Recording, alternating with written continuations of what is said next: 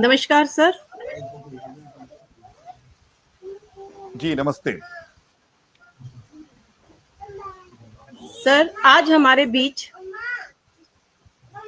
अलग अलग ब्लॉक से हमारे चेयरमैन, वाइस चेयरमैन और मेंबर्स ब्लॉक समिति कल से ही हमारे साथ 2 दिवसीय रिफ्रेशर ट्रेनिंग प्रोग्राम में जुड़े हुए हैं और अलग अलग विषयों पर जो है चर्चा की गई हमारे साथ।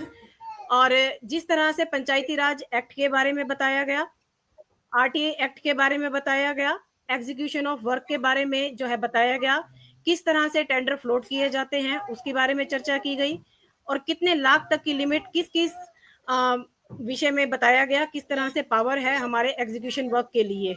उसके अलावा प्रधानमंत्री आवास योजना के बारे में बताया गया सर, और मनरेगा स्कीम के बारे में बताया गया, और हमारे सस्टेनेबल डेवलपमेंट गोल्स, हमारी जितनी भी 9 थीम्स हैं जिनके ऊपर पंचायती राज संस्थाओं ने 3 टायर सिस्टम ने जो कार्य करना है, और हम बीपीडीपी क्योंकि ये ब्लॉक स्तरीय जो है ब्लॉक लेवल की ट्रेनिंग है और हमारे बीच ब्लॉक समिति के सदस्य उपस्थित हैं, तो ब्लॉक समिति के जो प्लान है हर वर्ष किस तरह से तैयार किया जाता है, किन थीम्स पे तैयार किया जाता है और उन थीम्स पर इन लोगों को क्या क्या कार्य करने हैं उसके बारे में चर्चा की गई सर।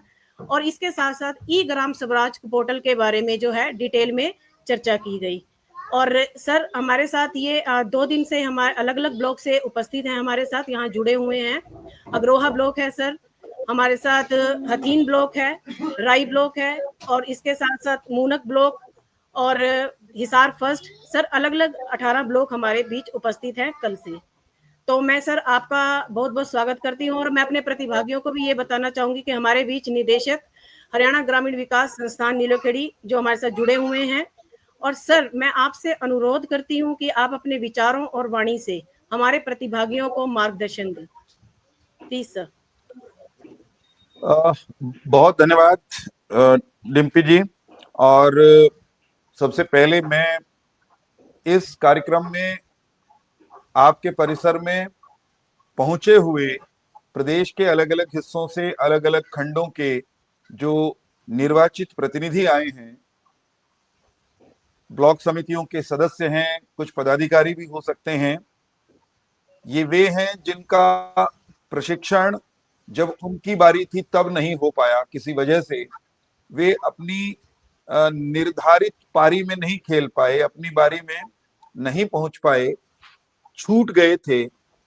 उनका उनके प्रशिक्षण का ये कार्यक्रम है। मैं सभी प्रतिभागियों का जो हरियाणा के अलग अलग हिस्सों से आए हैं यहाँ पहुंचने पर एक बार पुनः स्वागत करता हूं। पुनः स्वागत इसलिए कह रहा हूं कि सुबह आप में से अधिकांश के साथ चलते चलते राम राम हो गई थी और आप सबसे अनुरोध कर ही लिया था मैंने कि प्रशिक्षण की इस प्रक्रिया में मुस्कान चेहरों पर वो बरकरार रहनी चाहिए। मुझे विश्वास है वो मुस्कान वो अभी तक सभी प्रतिभागियों के मुखमंडल पर कायम होगी और जब आप यहाँ से लौट कर जाएंगे अपने अपने क्षेत्र में तो मुस्कान के भी प्रतिनिधि बनेंगे। आप केवल पंचायती राज के प्रतिनिधि कहलाते हैं, ऐसा नहीं। आप मुस्कान के, आप सकारात्मक सोच के, आप रचनात्मक चिंतन के भी प्रतिनिधि बनकर अपने क्षेत्र में काम करेंगे। मूल बात ये है कि भारत की सरकार हो, प्रधानमंत्री नरेंद्र मोदी जी के नेतृत्व में, जो आपने सबने मिलकर बनाई, लगातार तीसरी बार नरेंद्र मोदी जी के नेतृत्व में केंद्र सरकार बनी। हरियाणा में भी जो सरकार है उसको भी तीसरी बार हरियाणा की जनता ने अपनी सेवा का अवसर दिया है। ये दोनों की दोनों सरकारें प्रजातांत्रिक मूल्यों को समर्पित सरकारें हैं। ये सरकारें ये सुनिश्चित करना चाहती हैं कि जो जनतांत्रिक मूल्य हैं, प्रजातांत्रिक मूल्य हैं, वे धरातल तक मजबूती के साथ जाएं। और प्रजातांत्रिक मूल्य धरातल तक जाने का अर्थ क्या है, वो सबका दृष्टिकोण थोड़ा थोड़ा भिन्न हो सकता है, परंतु मैं उत्तम भाषा में अगर इस बात को कहूं तो प्रजातांत्रिक मूल्यों के धरातल पर जाने का मतलब ये है कि गांव की विकास योजना, गांव में ग्राम सभा, वास्तविक ग्राम सभा, कागजी नहीं, फॉर्मेलिटी वाली नहीं, दिखावे वाली नहीं, नामचारे की नहीं, रजिस्टर के पन्ने भांडने वाली नहीं, कार्रवाई रजिस्टर पूरा करने के लिए केवल दस्तखत करवा लिए जाएं वो नहीं, वास्तविक ग्राम सभा जिसमें गांव के अलग अलग वर्गों को अधिक से अधिक संख्या में हाजिर रहें, उपस्थित रहें, समाज के हर वर्ग की बात वहां पर हो, वहां महिला की भी बात हो, वहां बच्चों की भी बात, ग्राम सभा के सीधे तौर पर सदस्य नहीं, वहां खिलाड़ी की बात भी हो, वहां अनुसूचित जाति की बात भी हो, पिछड़े वर्गों की बात भी हो, वहां दिव्यांग की बात भी हो जो शायद उस सभा में मौजूद भी ना हो। यानी समाज के सब वर्गों का जिस ग्राम सभा में प्रतिनिधित्व हो, वही ग्राम सभा गांव की विकास योजना बनाए। सरकार की इच्छा तो ये है, सरकार की इच्छा ही नहीं है, संविधान के प्रावधान भी यही कहते हैं, लेकिन हकीकत ये है कि अभी धरातल पर जो हो रहा है, जो चल रहा है और जो किताब कहती है कानून की, उसमें काफी अंतर है। शिक्षण चाहे वो हम ग्राम पंचायतों को दे रहे हैं, चाहे पंचायत समितियों के प्रतिनिधियों को दे रहे हैं, या जिला परिषदों के प्रतिनिधियों को, जनप्रतिनिधियों को और अन्य अधिकारियों पदाधिकारियों को दे रहे हैं, इसका मूल मकसद यही है कि अंततोगत्वा जो कानून की किताब कहती है, जो संविधान कहता है, जो पंचायती राज अधिनियम के प्रावधान कहते हैं, हमारी पंचायतें चाहे वो गांव की हो, खंड की हो या जिला की हो, ये तीनों की तीनों पंचायतें वो वास्तव में उसके अनुसार काम करें। तो अभिप्राय ये कहने का कि गांव की विकास योजना, गांव के आर्थिक विकास की योजना भी, सामाजिक विकास की योजना भी, शैक्षणिक विकास की योजना भी और स्वास्थ्यगत विकास की योजना भी, वो कौन बनाए? वो ग्राम सभा बनाए, उसको अंतिम रूप गांव की ग्राम सभा दे। इसी तरह खंड पंचायत खंड स्तर पर खंड सभाएं भी आयोजित करे और अंततोगत्वा खंड पंचायत अपनी खंड की विकास योजना तैयार करे। खंड के विकास की योजना जो खंड पंचायत उसको अंतिम रूप दे, उसी के अनुसार फिर विकास के काम चलें। यही बात जिला स्तर पर भी होनी चाहिए। हमारी अपेक्षा तो ये है। अब देखने समझने की बात ये है, डिम्पी मैडम भी इस बारे में मुझे लगता है जितना मैं जमीनी स्थिति से वाकिफ हूं, आप लगातार प्रतिनिधि को प्रशिक्षण देने में हम शुमार हैं, आपको भी एहसास है। और मैं लगातार गांव-गांव जाता हूं, लगातार जनप्रतिनिधियों के बीच में रहता हूं, उनसे बात करता हूं। अभी बहुत कुछ किया जाना बाकी है किताब में और जमीन में। जमीन आसमान का नहीं, लेकिन बहुत गैप है, बहुत अंतर है।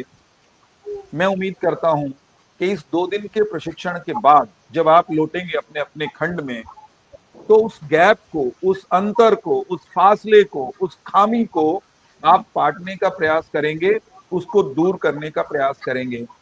पिछले प्रशिक्षणों में भी मैंने एक बात कही, उसी को एक बार चलते चलते फिर से दोहराना चाहता हूं कि कार्यकाल का आधे से अधिक हिस्सा बीत गया, चला गया, निकल गया, और इस दौरान बहुत सारे लोग वो प्रशिक्षण से वंचित भी रह गए।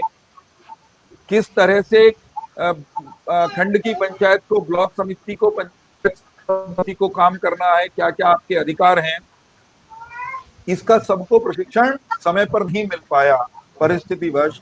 लेकिन जितना कार्यकाल आपका शेष बचा है, आप सब उस कार्यकाल में अपने अधिकारों की पहचान करते हुए उस बचे हुए कालखंड में अपने क्षेत्र में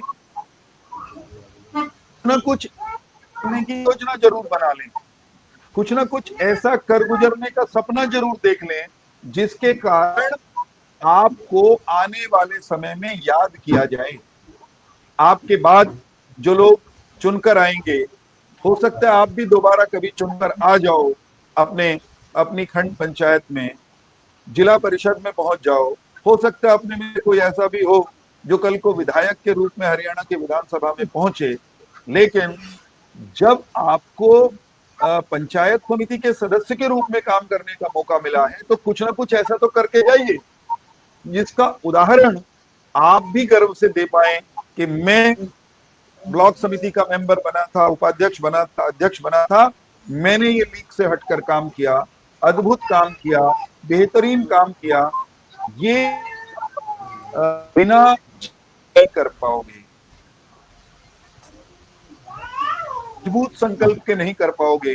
और आज के बाद भी आपने सामान्य बीते समय की तरह जीवन को अपने जारी रखा, तो आज लिकड़ गया, जितना अग्रह आयु भी जानता रहेगा, इतिहास में आपका नाम वो सकारात्मक रूप से लेने की स्थिति नहीं बनेगी। मैं सभी प्रतिभागियों से एक बार पुनः अनुरोध करूंगा, अपने खंड की खंड विकास योजना का सक्रिय हिस्सा बनिए। अपने खंड के अधिकारियों पदाधिकारियों को टोकिए, कहिए उनको, अगर वो आपको उस योजना का हिस्सा नहीं बना रहे, योजना बनाने की प्रक्रिया का, आप उसका अभिन्न अंग बनिए। अपने अधिकारों के लिए यहाँ कहीं अड़ने लड़ने की आवश्यकता महसूस हो तो अड़ना लड़ना भी चाहिए। और कहीं आपको यूं लगे कि आपकी सुनवाई नहीं हो रही, आपकी बात को कहीं अनदेखा और अनसुना किया जा रहा है, तो वो जानकारी अपने से अगले स्तर के, ऊंचे स्तर के जो भी अधिकारी पदाधिकारी प्रतिनिधि हैं, उनके माध्यम से सरकार तक पहुंचाइए। हम तक भी कोई बात ऐसी चल करके आएगी तो मैं विश्वास दिलाता हूं कि ये सरकार चुने हुए प्रतिनिधियों के साथ मजबूती के साथ खड़ी है और भविष्य में भी खड़ी रहेगी। आपकी समस्याओं के हर स्तर पर निदान निवारण, उसके लिए हम प्रतिबद्धता के साथ काम कर रहे हैं। फिर से कहूंगा, केवल बीपीडीपी में नहीं, जीपीडीपी की प्रक्रिया में भी आप सक्रियता पूर्वक हिस्सा लें, क्योंकि ग्राम सभा के भी आप लोग सदस्य हैं। आप खंड पंचायत के तो निर्वाचित प्रतिनिधि हैं, लेकिन मतदाता होने के कारण आप ग्राम सभा के भी तो सदस्य हैं। तो अपने गांव की ग्राम सभा का हिस्सा बने, सक्रियता से उसमें हिस्सा लें, जोरदार भागीदारी उसमें करें और अपने खंड की विकास योजना बनाने में भी सक्रियता से आप प्रतिभागिता करें। मुझे तो इतना सा ही अनुरोध करना था। आप लोगों के कोई प्रश्न हो